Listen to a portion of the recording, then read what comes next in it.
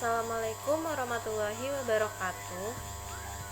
Pada kesempatan kali ini, saya dan rekan saya akan membahas pembahasan mengenai pencarian kerangka konseptual. Sebelum masuk ke materi, izinkan saya untuk memperkenalkan anggota kelompok 2 terlebih dahulu, yaitu ada saya sendiri, Novia Damayanti, dan rekan saya Ayesha Alika Putri. Baik, materi pertama yaitu pengembang teori awal. Pengembangan kerangka teoritis mulai muncul di awal tahun 1900-an. Upaya awal untuk mengembangkan teori akuntansi di Amerika Serikat dikaitkan dengan nama-nama seperti William Paton dan John Canning. Yang pertama yaitu Paton, yang didasarkan pada disertasi doktoralnya adalah pemikiran awal yang menyatakan pandangan bahwa seluruh perubahan dalam penilaian aset dan liabilitas harus tercermin dalam laporan keuangan, dan perubahan-perubahan tersebut harus diukur dengan dasar penilaian terkini atau current value base. Paton juga berpendapat bahwa semua imbal hasil atau return bagi investor, baik dividen maupun bunga, adalah distribusi pendapatan, dan oleh karenanya pihaknya lebih mengacu pada konsep entitas daripada konsep kepemilikan yang umum. Kontribusi lain dari karya Paton adalah garis besar yang diyakini Paton menjadi asumsi dasar atau postulat yang mendasari proses akuntansi. Selanjutnya yaitu Canning, mengusulkan kerangka penilaian dan pengukuran aset yang didasarkan pada ekspektasi masa depan, serta model yang digunakan untuk menandingkan pendapatan dengan beban. Scott mengadopsi pandangan Veblen yang menyatakan bahwa para akademisi terlalu menghabiskan waktu dengan mencoba mempertajam teori yang ada, sementara yang dibutuhkan adalah pengujian ulang terhadap asumsi-asumsi dasar. Scott dan Veblen memandang revolusi industri sebagai sesuatu yang mengubah dasar pemikiran masyarakat kita. Scott beranggapan bahwa revolusi industri menyebabkan para manajer mencari metode baru dalam mempertahankan pengendalian organisasi. Akibatnya, metode sains seperti akuntansi dan statistik menjadi alat yang digunakan untuk mengendalikan organisasi. Scott berkontribusi terhadap perkembangan teori akuntansi dengan mengakui adanya kebutuhan atas teori akuntansi yang bersifat normatif. Pada tahun 1941, Scott mengungkapkan kerangka konseptualnya di dalam The Basis for Accounting Principles. Scott meyakini bahwa kerangka konseptualnya tersebut dapat berfungsi sebagai sarana bagi pengembangan prinsip-prinsip akuntansi yang konsisten secara internal. Kerangka konseptual Scott mencakup hierarki postulat dan prinsip-prinsip berikut yang akan digunakan di dalam pengembangan aturan-aturan dan teknik-teknik akuntansi, yaitu yang pertama, postulat orientasi. Akuntansi didasarkan pada pertimbangan yang cukup luas atas lingkungan sosial, politik, dan ekonomi saat ini. Yang kedua, prinsip keadilan yang pervasif, yang mana hal ini dipandang sebagai pengembangan aturan akuntansi yang menawarkan perlakuan yang adil terhadap semua pengguna laporan keuangan.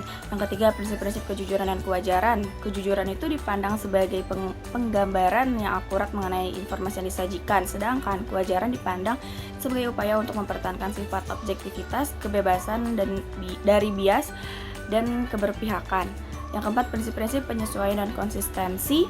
Penyesuaian dipandang perlu karena masyarakat dan kondisi ekonomi senantiasa itu berubah. Oleh karenanya, akuntansi juga harus berubah. Namun, Scott mengindikasikan perlunya menyeimbangkan antara penyesuaian dan konsistensi dengan menyatakan bahwa aturan akuntansi tidak seharusnya diubah untuk memenuhi kebutuhan sementara pihak manajemen. Selanjutnya yaitu upaya awal pengembangan kerangka konseptual akuntansi oleh organisasi-organisasi otoritatif dan semi-otoritatif. Yang pertama itu pada tahun 1936, American Accounting Association mengeluarkan pernyataan yang berjudul A Tentative Statement of Accounting Principles Affecting Annual Corporate Reports. Tujuan pernyataan tersebut adalah untuk memberikan pedoman bagi Securities and Exchange Commission atau SEC yang baru saja dibentuk. Selanjutnya itu pada tahun 1938, American Institute of Accountants juga menerbitkan sebuah monograf berjudul A Statement of Accounting Principles yang ditulis oleh Thomas Sanders, Henry Rand Hatfield, dan Underhill Moore yang dianggap menjelaskan teori akuntansi. Tujuan penerbitan monograf tersebut adalah untuk memberikan pedoman bagi SEC tentang praktik-praktik akuntansi yang terbaik. Tahun 1940, AAA menerbitkan kajian mengenai tolak ukur yang dilakukan oleh Paton dan Litlon yang berjudul An Introduction to Corporate Accounting Standard. Walaupun kajian tersebut tetap membahas penggunaan biaya historis, kontribusi utamanya adalah pada pembahasan yang mendalam mengenai teori entitas. Kajian tersebut juga menjelaskan konsep penandingan, yang mana capaian manajemen dan upaya atau beban dapat dievaluasi oleh investor. Selanjutnya pada tahun 1958, Presiden Amerika Institute of CPA Alvin Jennings membentuk Special Committee on Research Program untuk mengulas dan membuat rekomendasi terkait peranan AICPA dalam menetapkan prinsip-prinsip akuntansi. Laporan komite tersebut mengusulkan pembentukan Accounting Principle Board atau APB untuk menggantikan CAP. Laporan komite tersebut juga mengidentifikasi 4 tingkatan yang harus dibahas di dalam pengembangan akuntansi keuangan, yaitu postulat, prinsip, aturan penerapan prinsip terhadap situasi tertentu, dan riset. Pada tahun 1966, para anggota CAP dan APB terutama terdiri dari praktisi-praktisi akuntansi yang tampaknya tidak terlalu tertarik untuk mengembangkan teori akuntansi yang normatif. Dalam upaya untuk mengisi kekosongan tersebut, AAA menerbitkan A Statement of Basic Accounting Theory atau ASOBAT.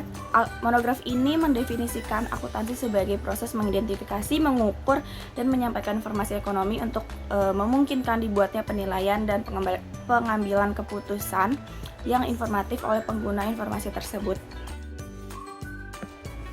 Selanjutnya itu pernyataan tentang teori akuntansi dan penerimaan teori. SATA pertama kali muncul dalam ulasan mengenai teori akuntansi dan menemukan bahwa sejumlah teori hanya menjelaskan akuntansi dalam cakupan kecil. Berbagai pendekatan terhadap teori akuntansi dipadatkan menjadi 3 kategori. Yang pertama yaitu pendekatan klasik. Kajian yang dikelompokkan ke dalam kategori ini mencakup periode waktu di antara 1922 sampai 1962 dengan pengecualian satu monograf yang dipublikasikan pada tahun 1975. SATA menegaskan bahwa seluruh karya yang ditulis di rentang waktu tersebut bersifat deduktif dan mengkritiknya karena karya-karya ini yang tidak saling berkaitan, yang mana tidak mengutip atau didasarkan pada karya-karya sebelumnya. SATA membuat subklasifikasi kajian dalam kelompok ini menjadi kelompok deduktif dan kelompok induktif. Ahli teori dari kelompok deduktif berpendapat bahwa pendapatan yang mengukur satu dasar penilaian akan memenuhi kebutuhan semua pengguna. Kajian yang tergolong dalam kelompok ini dilakukan oleh Patton, Monitz, dan Sprouse serta Monitz. Kajian yang tergolong kelompok induktif dianggap SATA sebagai upaya untuk merasionalisasi atau menjustifikasi praktik akuntansi yang sudah ada. Kajian-kajian dalam kategori ini mencakup riset yang dilakukan oleh Hatfield dan Litlon. Selanjutnya itu pendekatan kegunaan keputusan. Pendekatan ini menekankan pada penggunaan model-model keputusan. Setelah model keputusan tertentu dipilih, informasi yang relevan dengan model tersebut ditentukan dan alternatif-alternatif akuntansi diperbandingkan dengan kebutuhan data untuk mengimplementasikan model tersebut. Fokus kedua dari kajian-kajian di dalam kategori ini berada di seputaran riset yang menguji reaksi para pembuat keputusan terhadap alternatif-alternatif pelaporan. Yang ketiga yaitu ekonomi informasi. Kajian-kajian yang dikelompokkan ke dalam kategori ini dipandang telah menggunakan teori ekonomi untuk menentukan kebutuhan informasi bagi pengambilan keputusan ekonomi. Kajian tersebut memperlakukan informasi sebagai komoditas yang memiliki biaya dan harga, serta menguji apakah regulasi mengenai laporan keuangan eksternal diinginkan. Selanjutnya yaitu kritik-kritik terhadap pendekatan ke teori akuntansi. SATA kemudian memulai pembahasan terkait mengapa tidak ada pendekatan ke teori akuntansi yang mendapatkan penerimaan secara umum dan mengangkat 6 permasalahan seperti pertama yaitu masalah dalam mengaitkan teori dengan praktik. Dunia real jauh lebih kompleks dibandingkan dunia yang digambarkan di dalam kebanyakan teori akuntansi.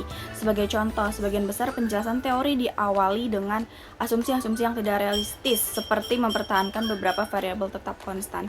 Yang kedua, masalah alokasi. Alokasi adalah proses yang berubah-ubah. Sebagai contoh, definisi penyusutan sebagai metode alokasi yang rasional dan sistematis telah mengarah pada keragaman interpretasi atas istilah tersebut.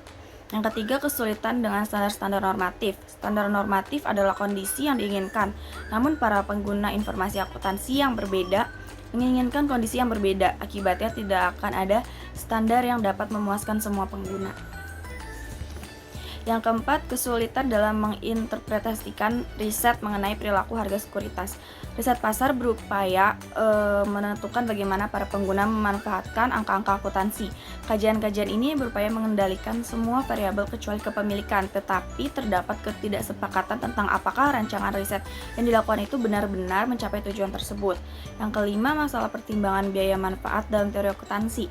Asumsi dasar dalam akuntansi adalah bahwa manfaat yang didapatkan dari pengadopsian alternatif akuntansi tertentu akan melebihi biaya yang dikeluarkan. Namun, sebagian besar teori akuntansi yang ada tidak menunjukkan bagaimana mengukur manfaat dan biaya tersebut. Yang keenam, keterbatasan terkait ekspansi data. Pada saat SATA dipublikasikan, muncul pandangan bahwa informasi yang lebih banyak yang lebih disukai daripada informasi yang lebih sedikit. Riset berikutnya menunjukkan bahwa para pengguna memiliki kemampuan yang terbatas dalam memproses informasi akuntansi. Selanjutnya yaitu proyek kerangka konseptual FASB. Salah satu faktor yang memotivasi pengembangan proyek kerangka konseptual adalah pengamatan FASB terhadap kesulitan-kesulitan yang dialami oleh pendahulunya, APB. Rencana kerja proyek ini memiliki total 8 tahapan. 8 tahapan tersebut adalah sebagai berikut. Yang pertama, tujuan dan karakteristik kualitatif. Kedua, definisi elemen-elemen pengakuan dan penghentian pengakuan. Yang ketiga, pengukuran. Yang keempat, konsep entitas pelaporan. Yang kelima, batasan-batasan pelaporan keuangan serta penyajian dan pengungkapannya. Yang keenam, tujuan dan status kerangka konseptual. Yang ketujuh, penerapan kerangka konseptual pada entitas nirlaba. Dan yang terakhir, yang kedelapan, permasalahan lain jika ada. Baik, yang selanjutnya ada Statement of Financial Accounting konsep nomor 6 yang berisi elemen-elemen laporan keuangan perusahaan. SFSI nomor 6 mendefinisikan 10 elemen laporan keuangan yang digunakan untuk mengukur kinerja dan posisi keuangan entitas. Nah, dari ke-10 elemen tersebut yakni ada aset, liabilitas, ekuitas, investasi oleh pemilik, distribusi kepada pemilik, laba komprehensif, pendapatan, beban, keuntungan, dan kerugian yang merepresentasikan bagian-bagian yang digunakan untuk menyusun sebuah laporan keuangan. Selanjutnya ada Statement of Financial Accounting Concept nomor 7 yang berisi penggunaan informasi arus kas dan nilai sekarang dalam pengukuran akuntansi. SFIC nomor 7 memberikan kerangka untuk menggunakan arus kas masa depan sebagai dasar pengukuran akuntansi pada saat pengakuan aset awal atau pengukuran awal yang baru dan metode bunga untuk amortisasi. Selain itu juga memberikan prinsip-prinsip umum yang mengatur penggunaan nilai sekarang, terutama ketika jumlah arus kas masa depan tidak pasti dan terdapat pemahaman umum terkait dengan pengukuran akuntansi.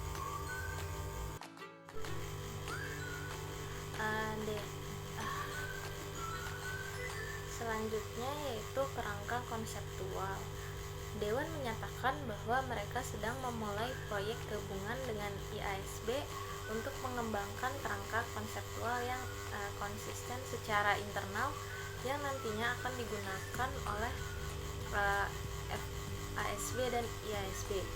Proyek ini secara khusus akan membahas hal-hal yang disebut sebagai masalah lintas sektoral atau cross-cutting issues, yakni permasalahan-permasalahan yang mengganggu dan belum terselesaikan yang terus muncul di berbagai proyek yang berbeda. Misalnya definisi dari istilah kemungkinan yang akan terjadi. Baik, yang selanjutnya ada konvergensi internasional. Pada rapat gabungan di Norwalk pada tanggal 18 September 2002, FASB dan IASB sama-sama mengakui komitmen terhadap pengembangan standar akuntansi yang sangat berkualitas dan kompatibel, yang dapat digunakan untuk membuat pelaporan keuangan baik domestik maupun non-domestik.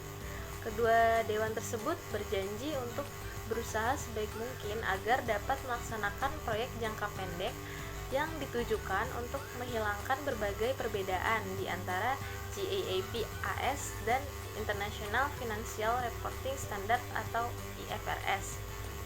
Proyek konvergensi internasional tersebut memiliki 3 aspek utama, yaitu yang pertama ada proyek penyajian laporan keuangan Financial Statement Presentation Project, yang kedua ada proyek kerangka konseptual Framework Project, dan yang terakhir ada proyek konvergensi atau Convergence Project.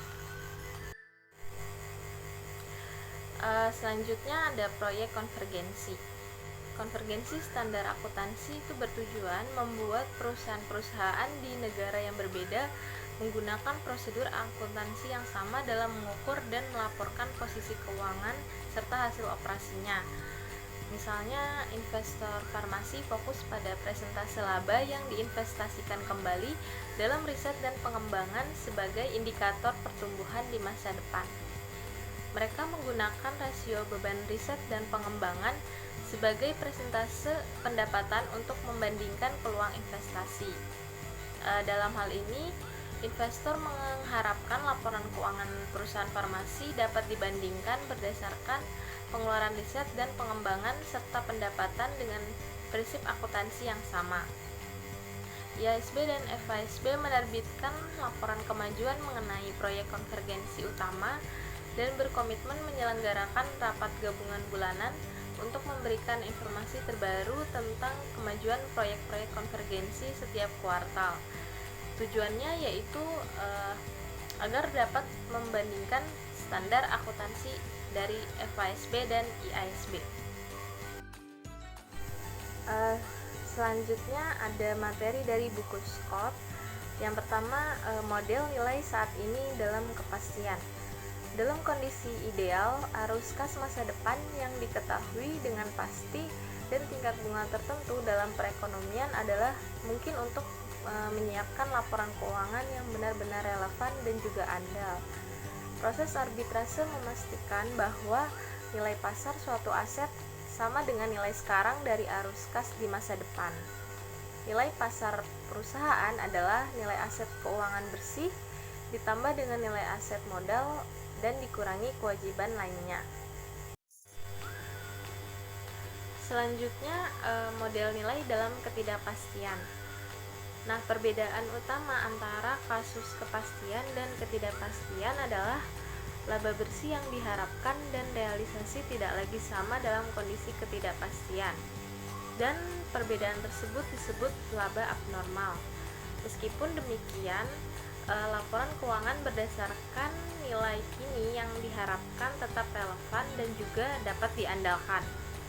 Hal ini karena didasarkan pada perkiraan arus kas di masa depan.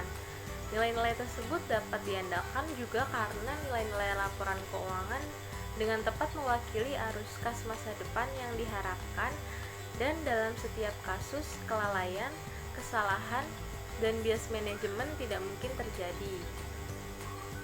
Semua kesimpulan ini tidak bergantung pada kebijakan dividen perusahaan karena ketidakrelevanan dividen akan terus terjadi. Di dalam buku Scott itu menjelaskan tentang topik akuntansi dalam kondisi ideal. Nah, kesimpulannya, alih-alih memikirkan pertanyaan tentang keberadaan laba bersih, akuntan telah mengalihkan upaya mereka untuk membuat sebuah laporan keuangan yang lebih bermanfaat lagi. Para akuntan sekarang melanjutkan untuk mempelajari kegunaan keputusan dari laporan keuangan yang sudah dibuat dan juga sudah disajikan. Sekian yang dapat kami sampaikan, kurang lebihnya mohon maaf. Wassalamualaikum warahmatullahi wabarakatuh.